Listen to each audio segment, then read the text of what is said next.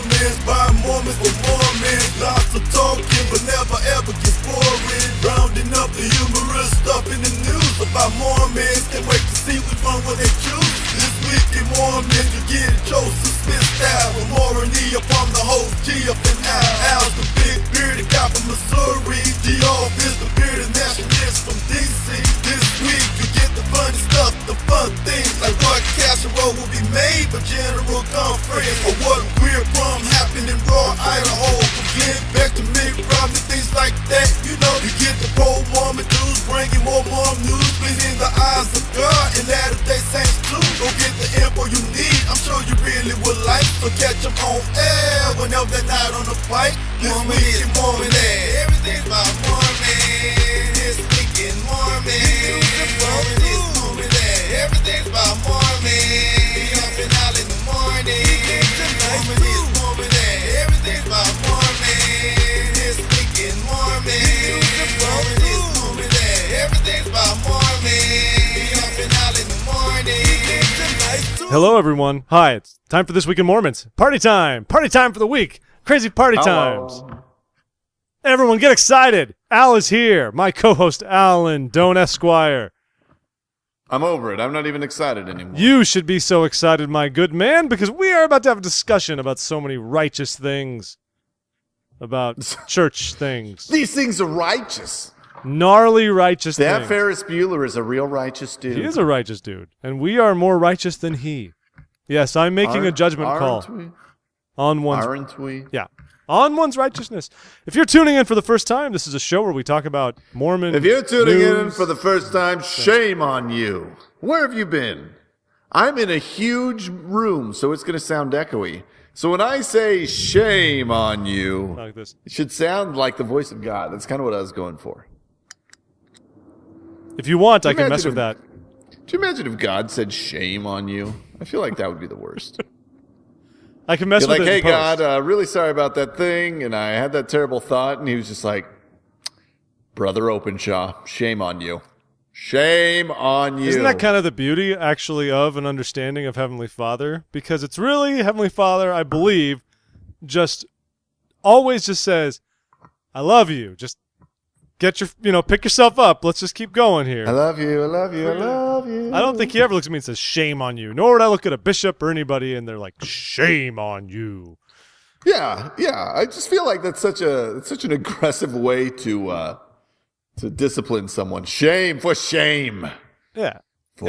For shame's sake. But we will have much talk about disciplining, I believe, today. This has been a big a week, lot going Mormon-wise, man. We'll get to We that. had requests for an emergency podcast.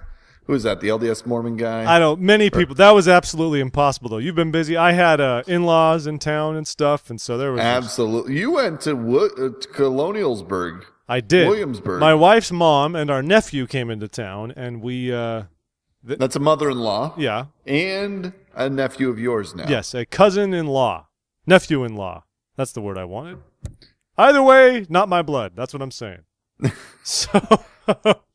But, Any way you slice it, I'm not responsible. but we had fun. They saw things in D.C. We did stuff here. We went down to Colonial Williamsburg and did stuff there. And Well, that's good because you probably never had to do that before, so you finally got to see all that. I went to Colonial Williamsburg a few years ago, actually, but it was fun to go back. I saw parts of it I had not seen before, so it was worthwhile. More fun to do with the wife. Wait, what did you see? It's Colonial Williamsburg. You go and visit the silversmith. Or you say hi to the brickmakers. The brickmakers were delightful because they let us jump around in their clay pile. And that's not a euphemism. Oh. And that doesn't mean anything. That's just They make the literally- bricks out of clay. They got a bunch of clay and a big old trough, big old, pen. And you can just take your shoes off and just stomp around in the clay and then go rinse off. On a 95-degree day, it was delightful to just stand there in the cold clay. Cool clay. Oh, and then rinse off. Oh, man. I enjoyed it. It was fun going back. That sounds awesome. It was tremendous. And we had a good time with them. I learned how to play rummy. Did you rub clay all over your mother-in-law and make her look like a funny face? No, she actually stood on the sidelines and refused to Typical. be part of the fun. That Mathis clan. What a bunch of weenies. So that was fun. I also, I guess we can go public with this now. My church life is... Jeff's pregnant. It's like the movie Junior. Have you seen it? It's a brilliant film. We're having a baby. But my church life has taken a busier turn, I believe, as it will. Al's known about this, but so I got put in as the Elders Quorum president. Proof that God stretches us or humbles us. This is such a humble brag. It's not a humble brag. I just needed to mention this. Hey, everybody. It's stuff oh, shush. It's stuff that went down. You probably didn't realize how spiritual I am. No one realized how spiritual I am. No, could you do me a favor? Just tell your friends how Christ-like I am. That'd be real cool. Yeah, everyone, if you don't know already, I have keys. I'm a president of. Literally, Jeff asked me if he should get EQP at jeffopenshaw.com for his people. Well, I own the domain, so why not make up a new? Hey guys, you can email me. I'm the EQP at gmail.com. Go ahead. Well, I just feel like wouldn't it be I just won't look to it as a great way to silo any and all of my email correspondence for the calling. And everybody would be like, "Hey, Jeff," and you'd be like, "That's President." That's President Openshaw. Thank you. I will only be addressed as President from now on, or Sir. Yes, sir. I feel like I've been watching too much of The West Wing because that feels very natural. Or Oh Captain, My Captain. Oh, I actually should go by Oh Captain, My Captain. That would be good. Oh my gosh. Well, this week has been a big week for me. Actually, see, Jeff always tells me to do things, and then I just say no out of spite. Yeah, that's typically how we go. And so I finally, I mean, as you know, the last 3 weeks, I'm enjoying me a little West Wing still, and I listened to the Clarity album from Jimmy Eat World, which Jeff is a huge fan of. Huge fan. And what else did I do that you wanted me to do forever? I listened to a whole Limbeck album. I mean, I feel like those three things. Well, I don't believe, Al, you must listen to this Limbeck album has been. Well, I finally come to the point where I'm like, look, all right, all these suggestions. Well, it's just like a little Jeff in my life, and so when I need you, buddy, I know right where to go. Oh, that's. And good. There you are, and I'm like, oh yeah. I remember. Did you get to the end of season 2 yet on the West Wing? No, that's tonight. Oh my goodness! You know how it's building up with the scandal of the. Don't say anything. Oh, we can spoil it. It's over. It's 10 years old. The MS scandal, but the way it. Oh my goodness! Oh my goodness! I'm excited. Oh, it's pins and needles. Jeff. I watched it with our mutual friend Joe one time, and we loved it so much we rewinded to watch the final 5 minutes again, and we just sat there. Jaws on the floor, amazed. I'm overhyping it, but that's okay. I don't care. You probably don't notice this, but I am overhyping. Unlike the company Tesla, which does a great job under-hyping and then over-delivering, I overhype, under-deliver. That's fair. Yeah. That's fair. Well, I'm glad that you're having a good time watching television and listening to, the best album of 1999. Definitely. Agreed. Me too. Thanks, Jeff. So, you're the best. Anytime, buddy. Anytime at all. That Table for Glasses, what a song. What a song. Lead my skeptic sight, my friend. Sight. So let's see. No, then this next weekend I fly back to Salt Lake. So we got a lot of stuff ahead of us. So yeah, we couldn't do the special show. Too busy. For all of these. And I was at a conference last week. There was just too many things going on. Can I actually tell you a story though? At least of my experience with something? Yeah, go ahead. So, and this isn't like Elders Quorum stuff, but this has been an interesting experience for me actually learning things, okay? Because I've never been in a position before where I've needed to, really call counselors and things along those lines. And really, I was even texting you about it and asking you for advice on things. And it was a whole new area for me. So there was a lot to learn in actually trying to discern revelation, trust in the Lord and the choices you're making, and make sure it gets confirmed. And I was stressed out about it all week because I had a conference, I had the in-laws in town. I felt like I did not have a lot of time, and my stake president wanted names by like Thursday morning, and he'd only gave me the calling the Sunday before. And so I had a lot on my mind, and it was just kind of funny that kudos to my wife, actually, Danielle, shout out to you, that she said, you know what you should do? Find a quiet place in the convention center if you can. Read some scriptures. I know you can't flip through them, but just get on your phone and see what sticks. Read something. Feel the Spirit, think about the names. And I tell you what, things like this actually work, ladies and gentlemen. Fascinating exercise for me. Yeah, I mean, I'm not going to... Revelation is real? Revelation is real, but it was something I was really concerned about. And actually, I found kind of an isolated place where nothing was going on in the convention center.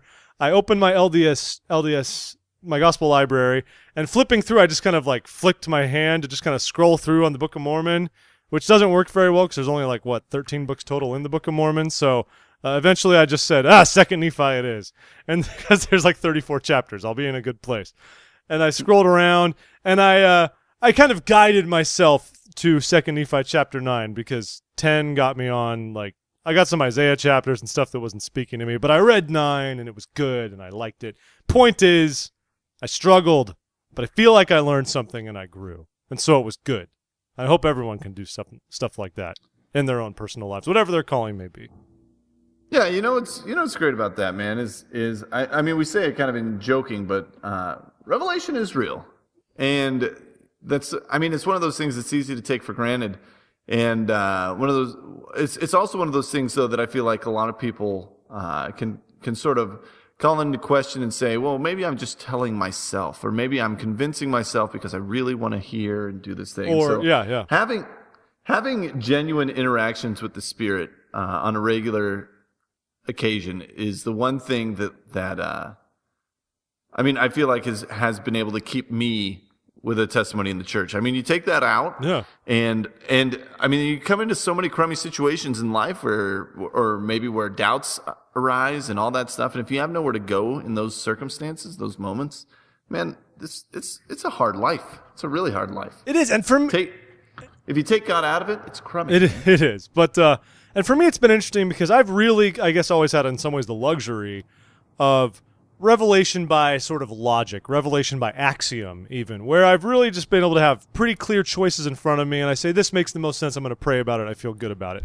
But I've been up in primary for a year and a half, and so this sort of two-edged sword where I felt like my first reaction was well, I'm going to Elders Quorum and I don't know anybody there, and I don't know anything that's going on there. So I don't have this to lean on. I don't have obvious choices for things to do because I don't even know who's doing what and what's going to be good and stuff. But by the same token, when I thought about it more, I said this is also a great opportunity because I don't know anything that's going on. I have no prejudices, no preconceived notions of anybody or the kind of work that's going on. And so I really had to just sort of try to set aside what I thought I knew and just go for it, which was new for me. It really, really was. I've always had the luxury of just kind of working through what I already kind of knew and situations I was familiar with and stuff like that. Yeah. So jumping all in without knowing anything, it's scary, but you just make of it what you can. And still, I'm scared out of my mind that I'll just drive this whole whole thing into the ground, but I'm going to do my best to keep it above water. We'll see how we do. If it were, yeah, you ruin everything. The bishop's laying in the aftermath of his burning, smoldering church building 2 years from now, and he'll be like, I should have never put that open shot kid in here. The sad thing is, I don't ever like to. I like to do my best with any calling I'm given, and the only way to not get callings where you're going to mess things up is to stink at doing your calling. So it's this, but I refuse to stink at something. I want to give it my best because I want to do my best job, and I don't. What are you going to do? The only way to not get a calling is to suck at the callings you get. That's basically the lesson, people. But don't suck at the callings you get. Then the church doesn't grow. It's terrible. All right. Well, let's have some. Do you want some chit chat? Do you want to get to the serious stuff now, or or lamer stories to start? That way we can get them out of the way. Let's jump right in. Okay. Let's jump right in. But then people might not stay. If you don't care about this excommunication jibber jabber, skip 15 minutes ahead, and we'll meet you on the other side. 15 minutes is a conservative estimate, but stay with us. No. I can get this out in 15 minutes. Ready, set, go. All right, Jeff, why don't you catch us up on what the situation is? Okay, so really very quickly after we had published last week's podcast, it came to the timing was just uncanny. I know. If we recorded Wednesday night. They waited for us to hit the press. They were controlling the news cycle. They really knew that if we had the opportunity to use a West Wing phrase. They didn't want us to I like that control the news cycle as you think it's a West Wing phrase. It's just a general Jeff industry. was Toby and I'm clearly CJ. No, I'm Sam Seaborn. Come on. You're Josh, maybe. Actually, okay, I kind of am Josh. And Josh is my favorite character on the show, so it's perfect. Now I'm thinking of West Wing things. Okay, so you got Kate Kelly and you've got John. Right after we went to press, this happened. You've got Kate Kelly, you got John Dehlin. Kate Kelly, of course, the founder of the Ordain women movement. We've talked about it many times on this show. I feel like we've done so reasonably objectively. We've even talked about the benefits, the positive things that have come out of raising awareness of women's issues in the church. John Dehlin, the founder of the Mormon Stories blog and podcast community, And that's what he does, and and he lives in Cache Valley. Kate Kelly's lived in D.C. now. I guess she's stopping in Utah for a bit before moving to Kenya. Actually, professionally, she's a human rights lawyer. So it came to light last week at the exact same time, interestingly enough, that both of them had received letters from their respective local leadership, basically summoning them to a church disciplinary court, which could include any number of resolutions. Including and as much as excommunication, potentially. Of course, there are many stages here. Let's not forget, people, that one can be, I don't want to say simply disfellowshipped, but everyone in the story is running straight to excommunication, which isn't even necessarily the outcome, even if discipline does happen. So bear that in mind. So that's what's going on. Of course, Kate is being summoned because of her involvement and her continued involvement with the Ordain women movement. I feel like John Dehlin's is a little bit murkier. I think it's just sort of a broader sum of everything he's been done for a long time at Mormon Stories. But I guess lately he's openly said he questions a lot of the actual core teachings of the church. Yeah. And when you're someone like John Dehlin, who has a following, and he in himself has amassed very much in the sense of a following, almost like a cult-like figure, you can understand why that might finally raise the flag at the church or his local leader and say, all right, we need to talk turkey. So that's sort of where we're at. And there are a lot of details to consider here, a lot of things going on. It's been a very busy So here we are, right, where all this stuff goes down, and there's been a ton of rhetoric going back and forth. A lot of self-requested op-eds from people all over the place, sort of trying to digest, because the theme is that the church is trying to control these people, and they are forcing them out. So there's a lot of President Uchtdorf said that there's room for everyone. Now what are you doing? Why are you pushing me out of here? If there's room for everyone, there's room for me. Why is this happening? Russell Stevens or Stevenson? Stevenson, the Mormon history guy. I like him. He has some fairly rational thoughts on this that he posted up on rationalface.com. So, I mean, Jeff and I, we've been consuming this for a while. There's a couple of things that... Are you doing all right there, buddy? So there's a couple of things that we need to go over in order to have this conversation, though. First, we need to talk about excommunication in general, what it means, what it implies, all that kind of stuff. And second, let's split up John Dehlin and Kate Kelly and talk about them separately. Okay. Take us there. So excommunication in general, right? I feel like that's something that a lot of people are misunderstanding and is being perpetuated in the media as something that's this sort of very, very harsh thing. Now, excommunication is a role in the repentance process, right? Yeah. A lot of people, I mean, it's the way that, like, once you've gone to a certain point, this is the way that they clear the slate, reset it, and say, hey, this is where we need to be, let's come back in. It's not a, you didn't do everything you were supposed to do, so you don't qualify anymore for church membership. It's the goal is to get you back to this point. It's almost like spiritual and I think that's reflected. Protection. In a way. Yeah, I feel like that's probably a way to do it. And if you read the letters that were sent from the bishops and stake presidents to both Kate Kelly and John Dehlin, I think that's reflected in there, where it's a very, they deal with it in a private matter. You'll notice it wasn't the church that went to the media to embarrass or hurt anybody, and they never would, right? It's a very private thing that they deal with in a private setting. And there's not a lot to these meetings. You get together and have a discussion about what's going on. And so Kate Kelly's was a position against the church that was actively drawing people away, as John Dehlin was kind of similar. It's in the church, there's no other button really for like a hey, hold on, you're going too far in this, we need to reset and come back to it, than like a disciplinary council. Yeah, sure. That's the way to set it up. And so with that understanding, I feel like we can have a conversation about what's going on here. It's interesting. A lot of people are pointing a finger at the church and sort of talking about how, they're excommunicating them to protect themselves from Kate Kelly and John Dehlin. And I want you to just take a minute and think, in what way is the church saving face at all by taking these steps? In what way is the church better off for excommunicating them and unleashing this PR storm? They obviously had to have known that a woman with a megaphone the size of Kate Kelly and John Dehlin, who is has a competing podcast to ours, I mean, they've got audiences, right? As soon as they sent these letters, that it was going to be sort of a PR nightmare, which has come true for the church. So the church has no advantage in disciplining Kate Kelly or John Dehlin. It's not to the church's benefit to do this. So let's remove that argument right away. Right? That's not something that I think anybody could successfully argue that they were somehow getting a benefit out of this. I agree with you. Yeah. And then, okay, and so then with that sort of foundation, let's jump into you want to do Kate Kelly first or John Dehlin? I think both of these are relevant for discussion. Let's do John Dehlin first because I actually feel like there's less to say about John than there is about Kate. Well, okay. John Dehlin, I mean, what more do you want me to say about John Dehlin? John Dehlin, he's run Mormon Stories for a while. What is he being disciplined for? He's being disciplined for apostasy. I'm trying to find the letter right. I'm actually trying to find the letter right here so we can read through it together. So here's the letter dated June 7th to John Dehlin. Brother Dehlin, as your stake president, the usual stuff. I hope you know I care deeply for you.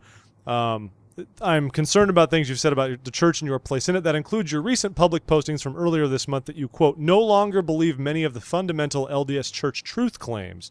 And so he's greatly concerned about the claims that those and other statements could have upon members of the stake. Now he says, ordinarily I prefer to speak in person and in private about such matters and offer you the opportunity to do so. I'm aware of an email from your bishop when you requested that nobody contact you and stuff. But he says, I've chosen to write this letter to inquire whether you, by your earlier email to Bishop Hunt and your recent public statements, if you desire to have your name removed from the records of the church.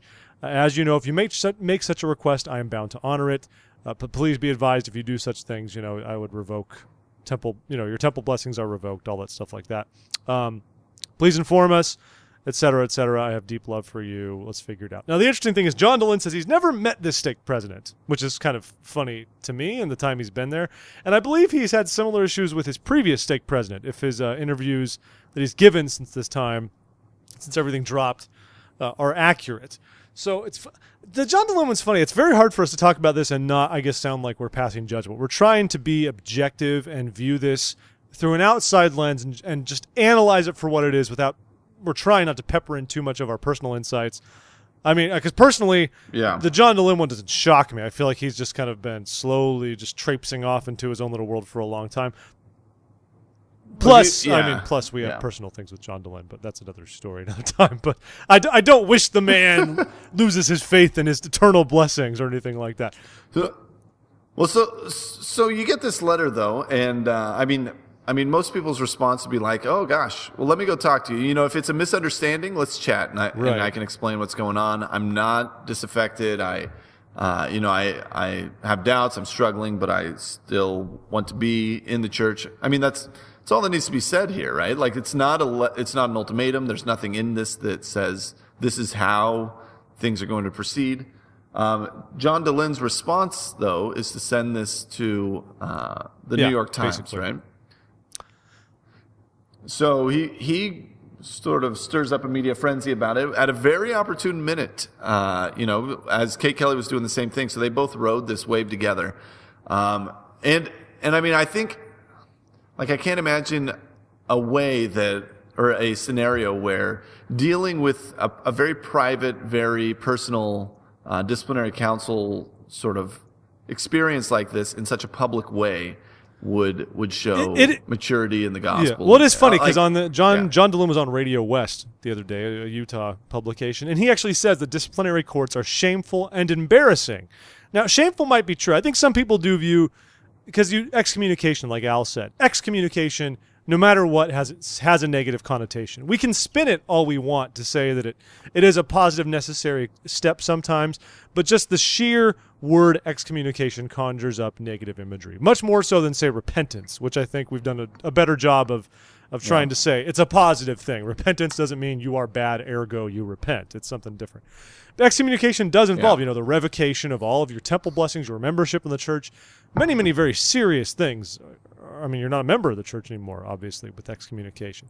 And so, in some ways, it is difficult, and I think there are many who feel that that we perhaps we're past this moment as a church, that we're not in a place anymore where we're going to start going on witch hunts, per se, for those who have alternative points of view, who want to express those things or their doubts in whatever form that may be, because this is not the 90s when you would publish books. This is the day of the internet when everything is publishable all over the place, and the line between public and private is a lot blurrier than it used to be.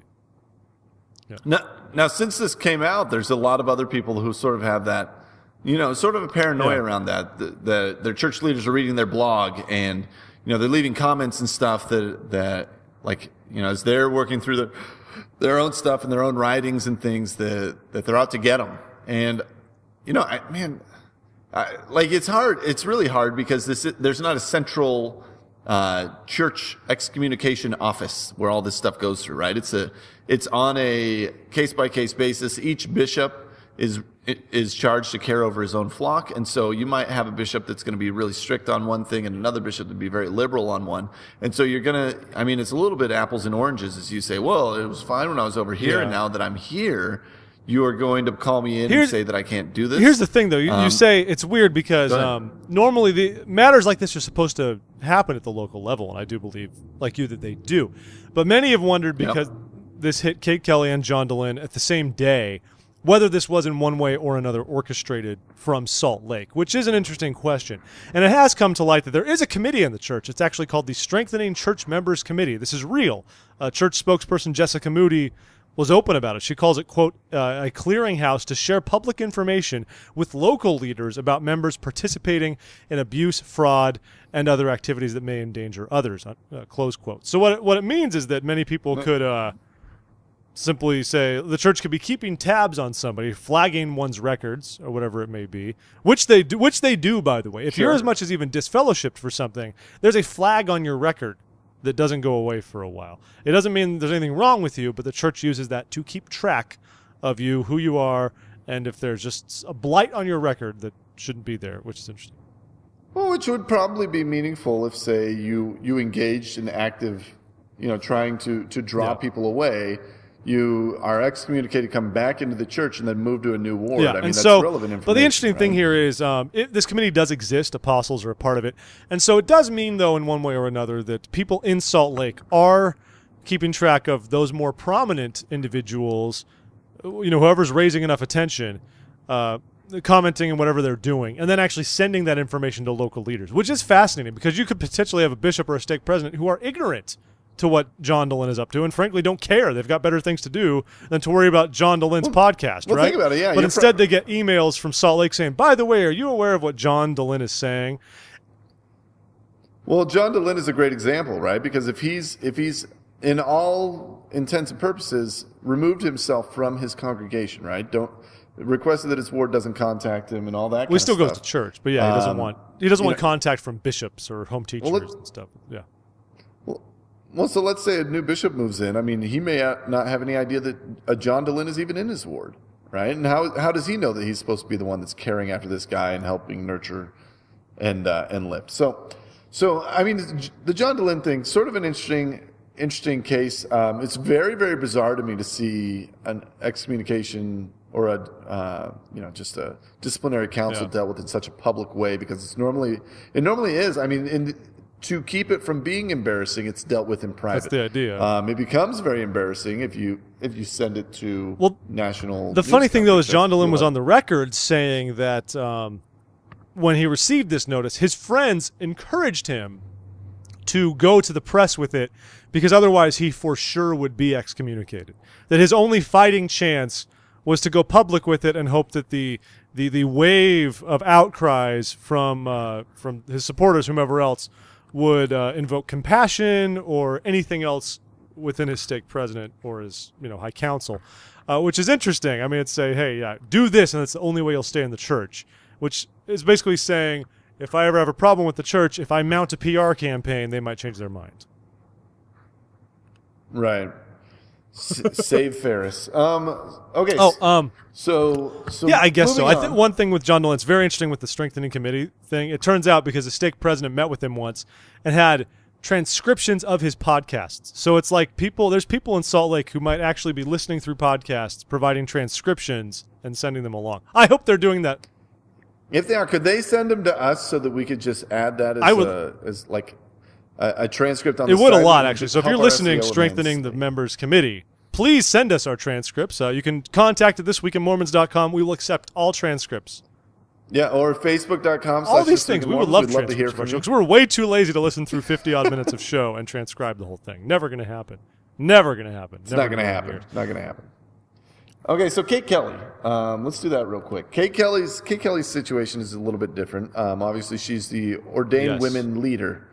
Ordain Women, the movement to ordain or to It's get women eponymous. ordained Yes, in the priesthood. exactly. In case you're wondering. So she got a similar letter. It was a letter from her bishop in D.C. and she moved from D.C. I'm still sort of trying to piece together the picture in my head of her situation in the church. So she was active always in been D.C., active, started yes. the Ordained Women movement. Is Yeah. she currently active? Here's the one thing. John Dehlin has expressed his doubts, his concerns. Kate Kelly is on record saying no, like she believes the church, she believes in the Book of Mormon, she believes in President Monson as a prophet. She's on board with like everything in the church. There's just this extra caveat that she believes women should be ordained. So she's not trying to call into question the history of the church and this and that and why people should be upset or leave. She just thinks that women should have the priesthood. Basically. So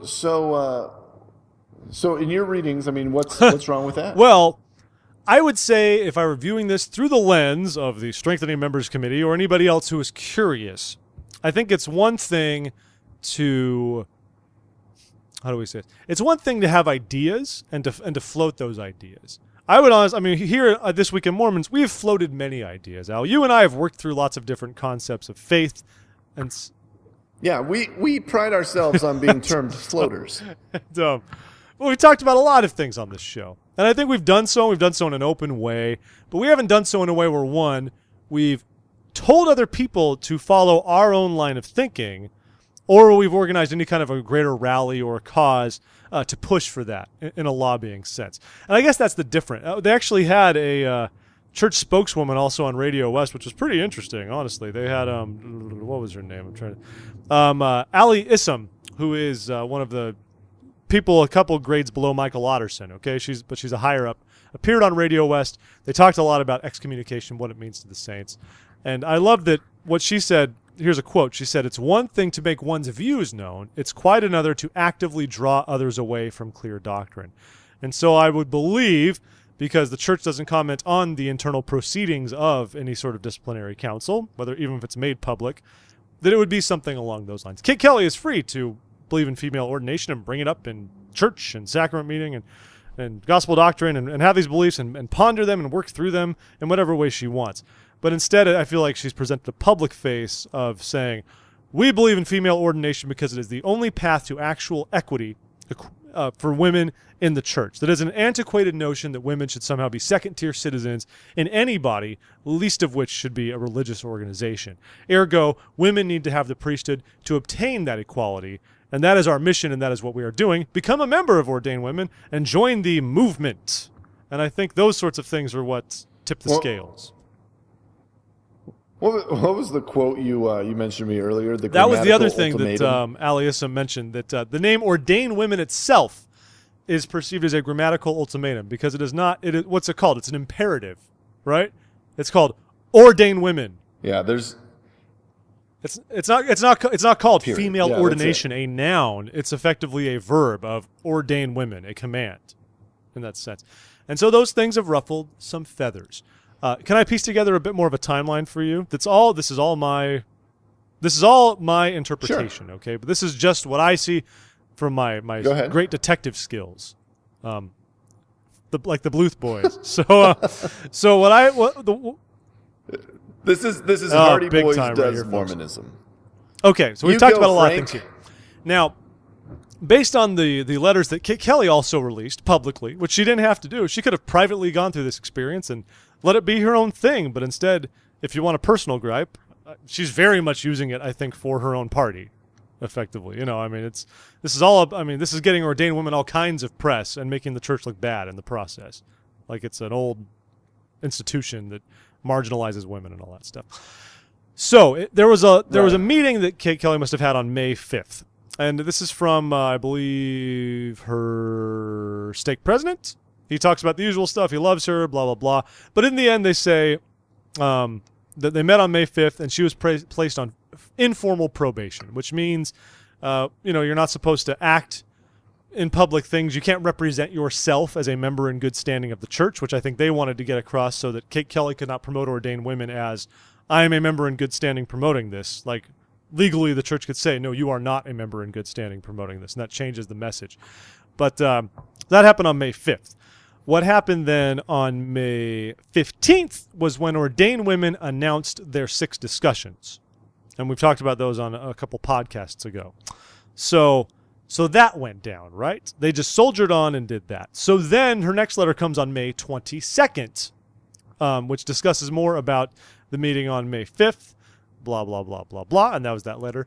And then the discussions continue. And then June 8th, she gets the letter saying the bishop is considering formal disciplinary action on your behalf, including the possibility of disfellowshipment or excommunication on the grounds of apostasy.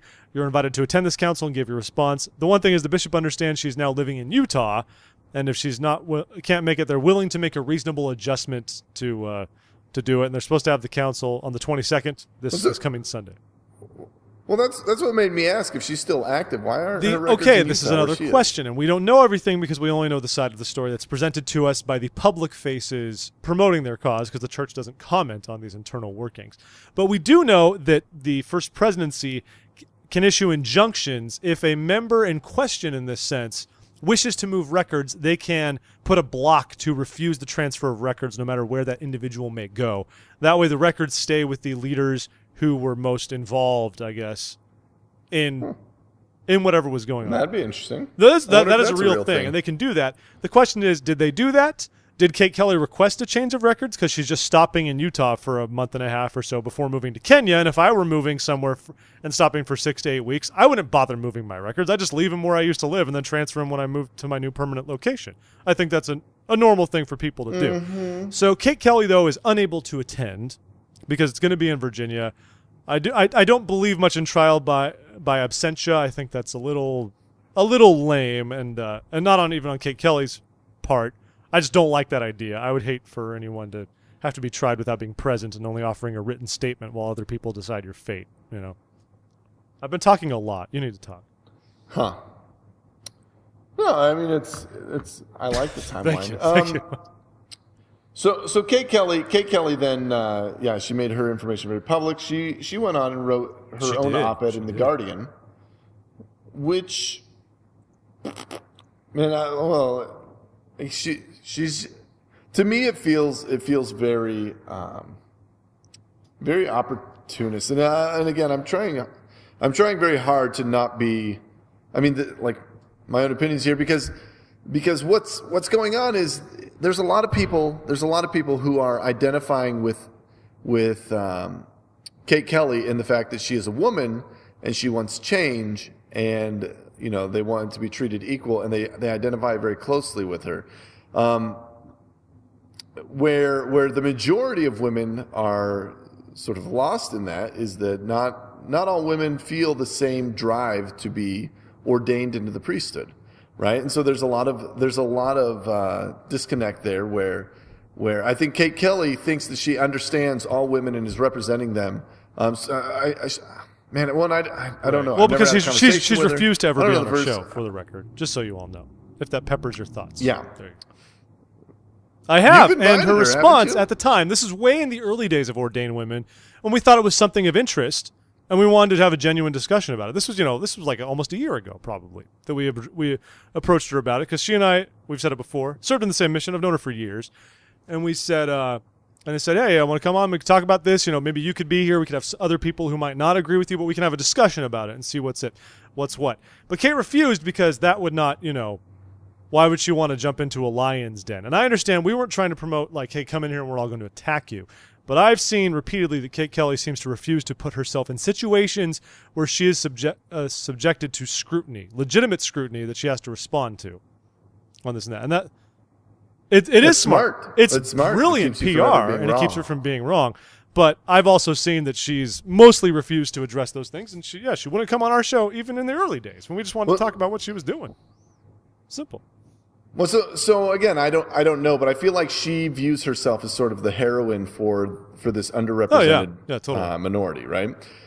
And so by like in doing that though, there's a lot of women that are like, no, like you're missing the point. I'm all for like the praying in general conference, let's be treated the same. Like let's get a lot of the men are better than women sort of thinking out of these old timers, which to be completely fair, is still very prevalent in a lot of areas just because of social norms and things like that.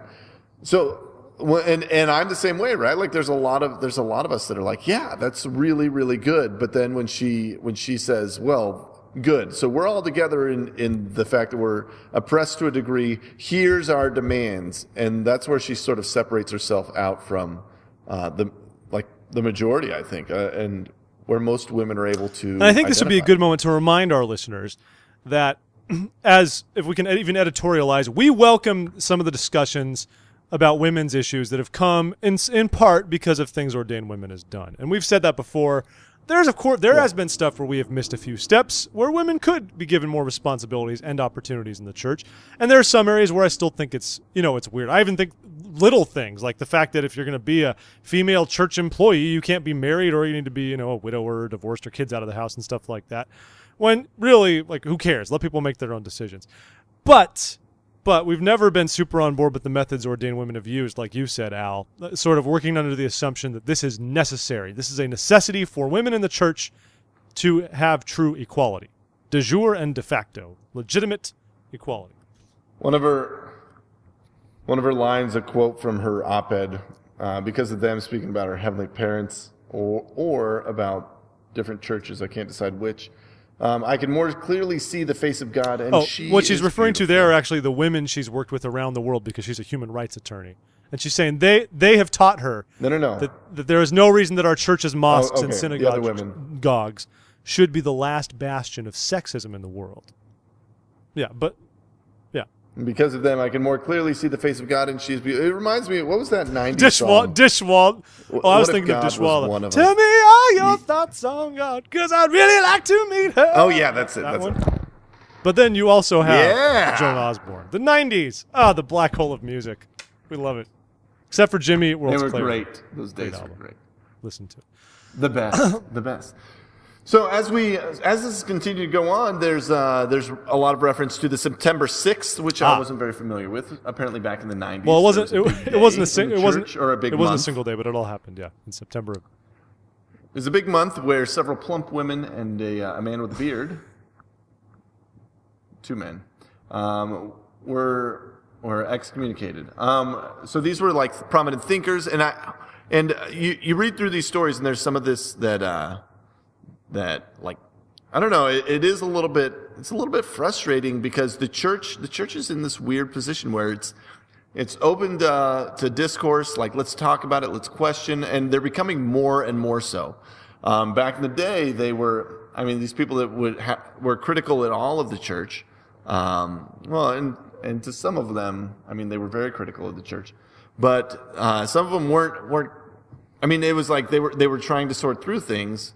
All of them were sort of, I don't know, as it's described in this article, and I don't know that much about it, but they were kind of witch hunted. Yeah, well, they all published. Right. This is where a lot of people are freaking out, because this was 20 years ago, and despite this and that, I think we all kind of felt like we'd moved beyond the time of going after intellectuals and those who might publish things that maybe don't toe the line perfectly. And instead, it seems like we're just conjuring up all of these horrors of 1993 again. And you can talk to people who remember that, and they'll say it was terrible. It was a PR nightmare for the church. It was just unfortunate, because everyone was sitting here well aware that 6 people were getting excommunicated. Well, one was disfellowshipped and never excommunicated, but 6 people received disciplinary action in a very unfortunate, very public way.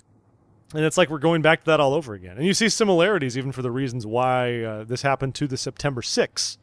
And so it's hard not to see some similarities between what's happening now with everybody else. Because some of these things were just critical. Like Michael Quinn was a Mormon historian, but he wrote a lot of things that were critical of Mormon leaders, argued that they were influenced by things like folk magic, superstitious beliefs, et cetera, et cetera. There's too much to talk about on the September 6th here, but it was an unfortunate period in our history, and it's going to be unfortunate, I think, again, if it goes, all the way with Kelly and John. Wait, do you really feel like that would be an unfortunate? Well, I think anyone being excommunicated is unfortunate. I agree, like you said, it's a step that can lead to something positive in the end. But come on. This is a weird part about all this, though, because it's sort of idolizing these two, right, and saying their steps of excommunication or disciplinary action are so much greater.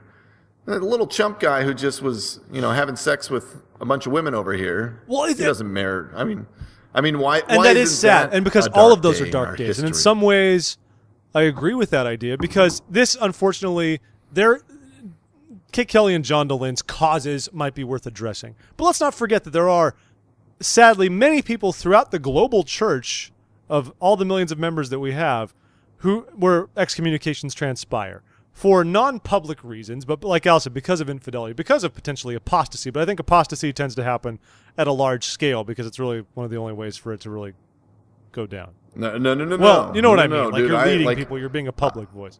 I live in Missouri, man. Apostasy happens all the time. But there are many people who are disciplined for a variety of offenses and wrongdoings up to even excommunication. And we never hear about them, and it sucks. But I'm asking, like, why is this? This is a dark day in their history. Why is this a dark day in our history? Are we happy at any point if we excommunicate people for perceived openness? I'm not saying we're happy about it. But I'm not saying that this is like a black eye on not on us as individuals, but us as a church. I'm saying, or is there a different way that the church should handle this? I think there are many people.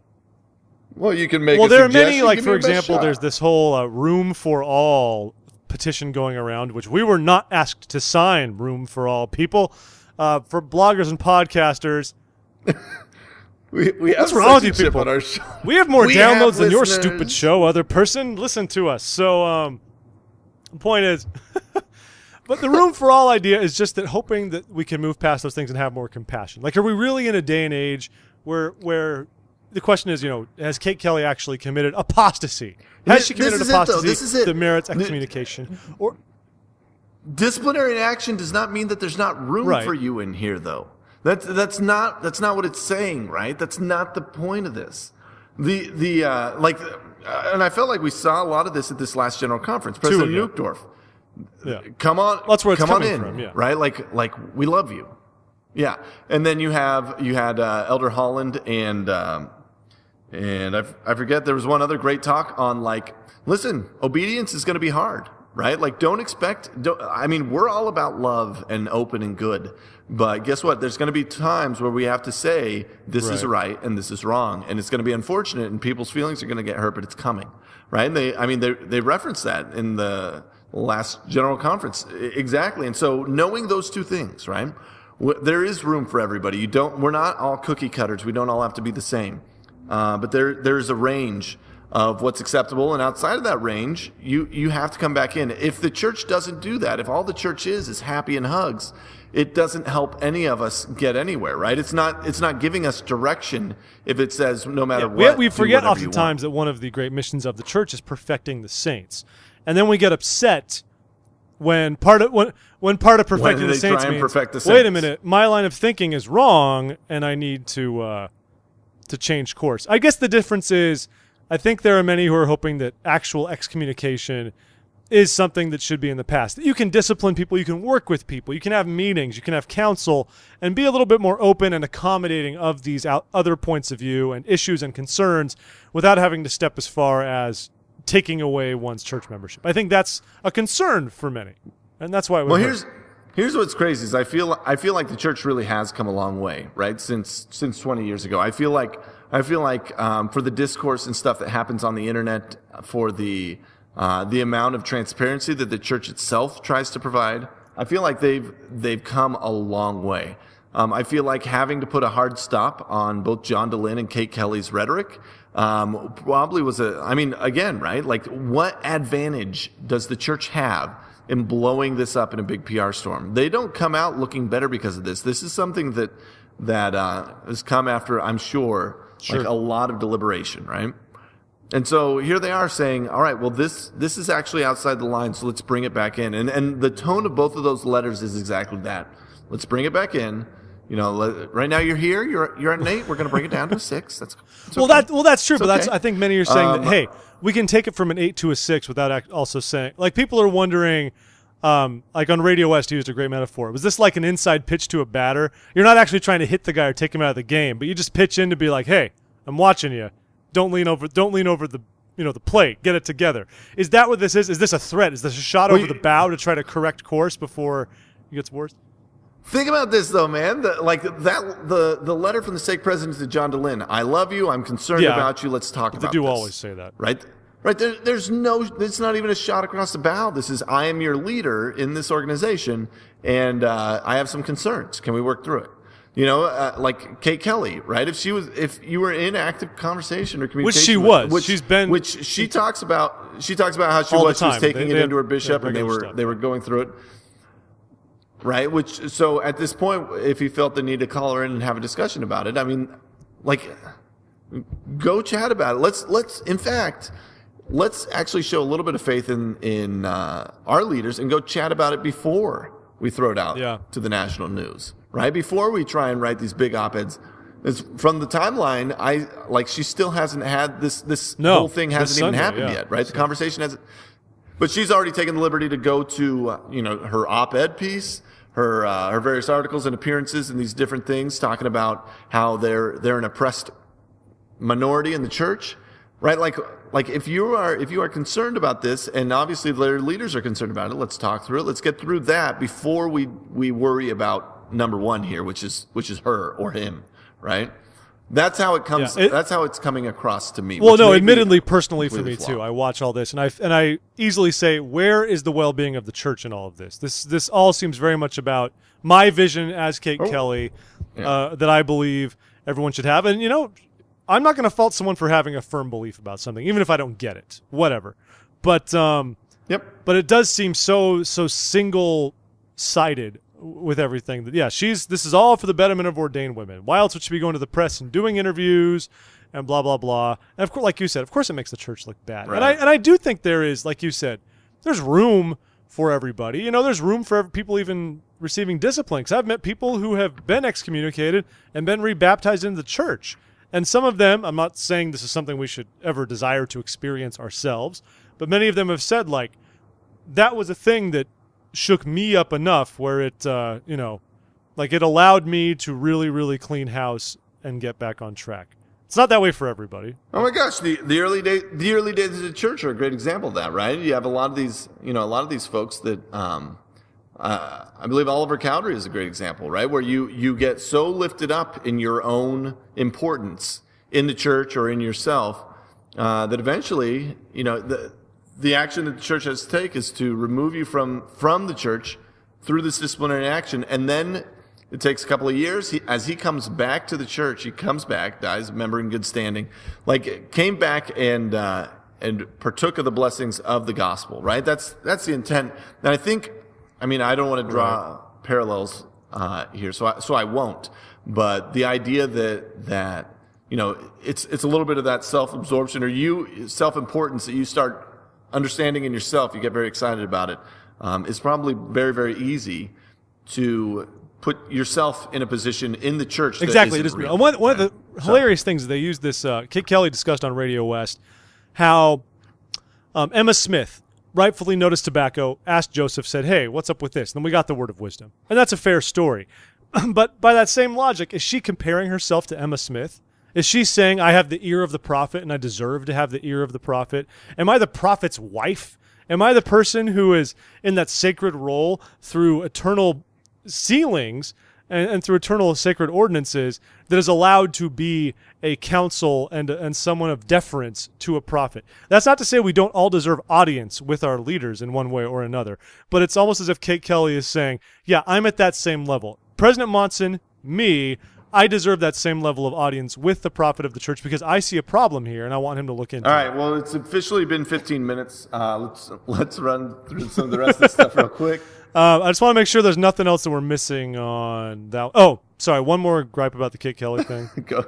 She used the phrase, she said, on our mission, our slogan was, open your mouth. And I've always been taught that that's what, so that's what I need to do. I would be denying myself if I did not open my mouth and speak out about what this was. So, as someone who served under the Spain-Barcelona mission with Shane M. Bowen, open your mouth did not refer to, I feel what I feel, ergo let me say whatever I want to say. That would result in a breakdown of a mission because you'd have missionaries going rogue and teaching whatever they wanted during the discussions. Open your mouth meant do not be afraid to share your testimony. This is clearly with a people. personal diatribe. This is something that struck a little close to home, maybe. And I'm So sorry. I was like, that's not what open your mouth meant. That's not open sorry. your mouth. So let's see. Get off my phone. In some news, church was sued over copyright infringement. They licensed the Bible audio recordings from who's that cool guy? He really nice fella, Bob Litchfield. Stephen Fry. That's the one. Oh. Stephen Fry. So no, it was not Steve Fry. I don't know. So yeah, this was what they licensed it, but then I think they're licensing to not allow them to use it in apps. Read it. Yeah, and so they licensed it, and then they commercialized it, which they weren't allowed to do, and so they're being sued over that. They used the audio version of the Bible inappropriately. And then were they? I guess was their authorization back in the day to only use it for CDs, like of the audio readings of the scriptures? I think it was. Did you get at the distribution center, just that kind of thing? That's the idea. And that was it. And I'm sure in their minds they saw it that the Gospel Library app is the new digital incarnation of that similar medium. Mm-hmm. So where's the harm, right? Other news, LDS Family Services is changing its role with adoptions. I think this is kind of sad, actually. They're no longer going to operate full-scale adoption services. So it's just going to be all about resources, counseling for birth parents and prospective adoptive parents. But you will no longer be able to straight up go there and say, and actually go through an adoption. Can't order a baby with LDS there. Family Services, which is, I think, tragic. Yeah, it's very unfortunate, and that's going to be weird because I think the workload of a lot of those people is going to go down significantly, which means LDS Family. Well, don't you think? Like too. the LDS Family Services is a big operation. Well, and it's just, and there's many reasons why. Some are saying this is legitimately financial because the church takes a loss on every single one. Like $20,000, and they do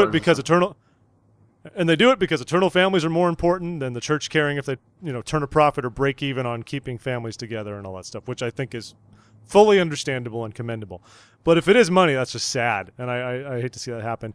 I could also see a place where, because of the impending legalization of gay marriage, the church would see itself being stripped of its right to offer adoption services because it would refuse to offer adoptive babies to gay couples, and therefore the state would say, well, now you can't do adoptions at all. And so I could see a preemption going on there as well, but I don't know. That's speculation. That stinks. Let's see. Archaeologists are currently looking for the Joseph Smith Sr. house. I contacted my buddy who lives up in Nauvoo, and he said that there is indeed a dig going on there, and like the community is invited to participate. They found some of the footings and are trying to identify it. So that's kind of cool. That is excellent. In other news, Mormon helping hands are serving at the World Cup in Brazil, and the question is, if they wear those yellow blazers, how will anyone tell them apart from Brazil fans? They're not. They're all Brazil fans. That's what's going on. This is a place where the Mormon helping hands style and livery does not benefit our cause. We're not sticking out. They should be like different kits, right? Like the USA kit. Be like, I'm a helping hands of America. Anyways, they're just volunteering basically at typical events, going to tourist sites, helping people at airports, just kind of general helping out with the cause during the World Cup. So let's see. Which is nice. The Donetsk mission is closed now. All the political instability has driven, so that's the eastern part of Ukraine. So the Donetsk went from the Dnipro River east. And so that whole mission is closed now, and they've just sort of dissolved that and they're letting the branches run independently of the mission, which is kind of crazy, man. Like a those. little. Well, no, not completely. Not independently. Well, independent of mission. Now it's been absorbed into the Dnepropetrovsk mission. Yeah, but let's be honest. The Dnepropetrovsk mission isn't going to be sending missionaries out to. No, that's true. Suma. The branches are going to be on their own for a while, and also the Kharkiv district, those are actually under the Kyiv mission now. As they should be. So they. That's where that's a huge bummer because I mean the church is so fragile over in some of those Eastern European. Like the missionaries are a huge deal over there, right? So. I mean, now there are officially 3 missions in Ukraine. This isn't just like for the moment kind of thing. There are 3 missions in Ukraine. No, that's just it. But in better news, we got a new stake in Thailand, so everyone celebrate with the Saints there. Thailand got its 2nd stake, which is big news from them. And also, apparently, there's a book with pictures of the temple. I'm not sure why you care about this, Jeff, but you put it on here to talk about. I saw it. It was a good book. I feel like the downside is it's only of American temples, so we missed great opportunities to have beautiful pictures. We should go around and take pictures of temples all over the world. Al, do we have it in the budget for me to get one of those nice Nikon, D5000s? Absolutely. Is it part? It is. Yeah, and unlimited travel. Excellent. Why have we not done this? I have unlimited travel under my budget. Jeff, our budget is amazing. I didn't know this was what the twin budget allowed for. I'm so happy. Yeah, obviously. My life is better than I thought it was before. Too bad you're married and can't go anywhere. I can go anywhere. We've decided that we have to have man trips. What? We get them back? Danielle, can we have man trips? She gave us a thumbs up. She said so. Turning corners. All right. Equal rights for Americans. I shall not be castrated. I don't know why you were... Okay. Anyway, hey, everybody. Crazy show. Thanks for sticking with us. If you made it to the end, that's pretty impressive. Please come and drop us a line. We've gotten a couple of good... We had a great mention this week from one of our buddies down in southern Texas, I believe. He's talking about he's investigating the church and stuff, and he's like, I can give up cigarettes and booze, but if you take my sweet tea away, hot dang, man, how are you going to do that? Yeah, your response almost made no sense either. I said, hey, it's in a jug. I think that might be okay. No. Let me read this because it was the most random run-on sentences. Those jugs of iced tea, man, they get you. C from Duck Dynasty style, they get you, especially when the Mormon equivalent is what? Maybe Sunny D, a jug of Sunny D. No man's bowels, no matter how blessed, are built to handle a jug of Sunny D. It's true. If you try and swap out your jug of sweet tea with Sunny D, you're going to, I mean, there's no church in the world that can make that true. It's bad. Well, good for you. But we love hearing from you guys, so send us an email at contact@thisweekinmormons.com and hang out with us at thisweekinmormons.com, comments, things, blah, blah, blah. We want to see you. All good stuff. Come on by. Did we talk about our social? Find us on social Pinterest, media. We exist everywhere. We don't do anything on Pinterest. Facebook.com/thisweekinmormons or Twitter @TheRealTwin. Okay, good. Those are the ones that matter the most, All I right. would say. And look out for our other podcast, Sunday School Bonanza, where we talk only of things spiritual, gospel doctrine lessons, and Third Hour of Power, which we do with Grady of This Mormon Life, our strong ally and friend who would never betray us to anyone. Why do you betray We us, love Grady? the work he does. And listen to those podcasts, everybody. All right. And thanks for being here. We'll see you, Jeff. everybody. All right, guys. Hope to hear from you soon. This is This Week in Mormons. Thanks for sticking with us. Long show this week. We thought it was good. We'll talk to you soon. Bye-bye. Everything's about Mormons.